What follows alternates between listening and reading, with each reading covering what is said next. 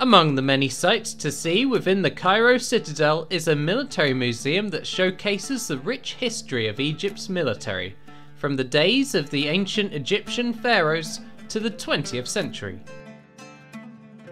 Outside the museum building is a large number of tanks, artillery and aircraft, and that's the subject of this video.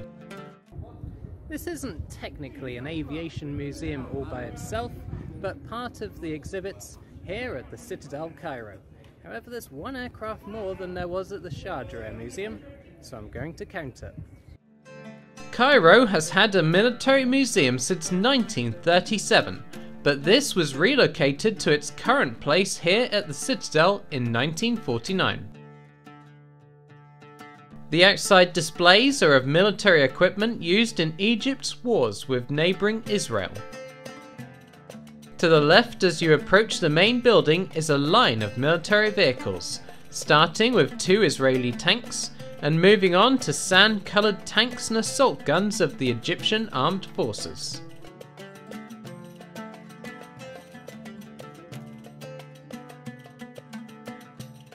The other side has a few more vehicles, the first being a truck with an extensive radar suite. Bristling with rockets are self-propelled missile launcher systems used by the Egyptian forces to launch Soviet-designed SA-3, SA-6 and S-75 ground-to-air missiles. The aircraft on show are a mixture of frontline types that served the Egyptian Air Force during the Six-Day War and the Yom Kippur War, and also some light utility aircraft. Starting with these first, the brightest aircraft on show is the PZL-104. A light aircraft of Polish design, the Egyptian Air Force used these as trainer and liaison aircraft, and the cockpit is accessible for a closer look.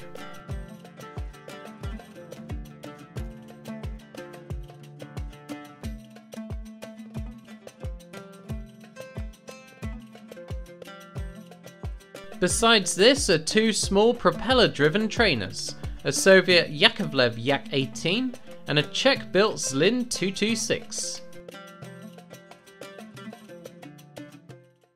Both of these aircraft look like they have only just survived as exhibits at the museum, with the wing surfaces of the Yakovlev Yak-18 looking like they had just gone through a bush.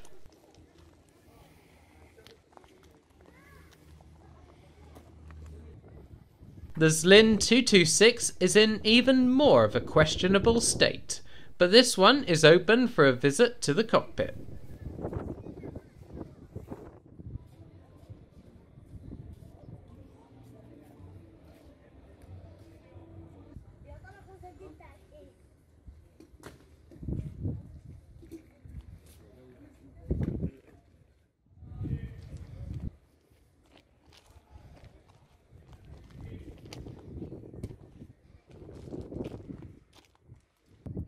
For this particular aircraft you can climb inside, and for me, it's easier said than done.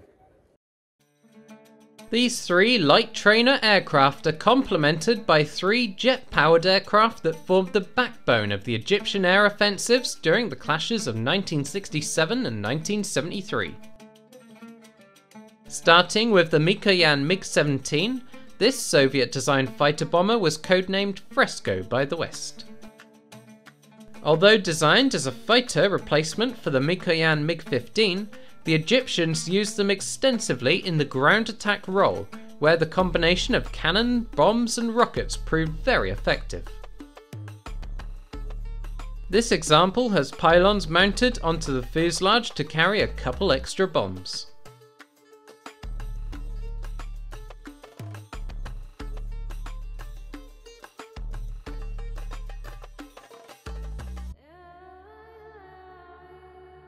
Another Mikoyan aircraft widely used by the Egyptians was the MiG-21 Fishbed, the museum's example being an early F-model variant. These earlier versions served mostly during the Six-Day War, where they often came out second best to Israeli Air Force fighters. Indeed, by the time the Six-Day War had ended, around 100 out of some 110 Mikoyan MiG-21s had been lost, so urgent replacements were needed before the start of the next round in 1973. The last Soviet-designed jet at the museum is the Sukhoi Su-7, codenamed Fitter. A useful ground attack aircraft, albeit severely hampered by a limited range for operations, the Sukhoi Su-7 was able to be equipped with a good range of bombs and rocket pods. This example carries 4 bombs and 2 rocket pods on pylons beneath the wings and fuselage.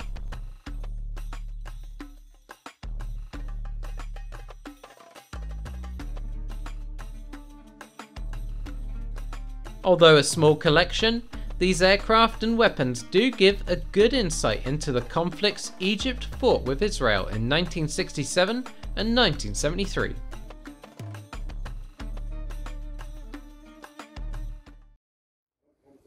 If you have enjoyed this video, why not leave a like and follow my channel for more, and I'll bring you many more places from Egypt, as well as aviation museums from the rest of the world. However, until next time, see you around.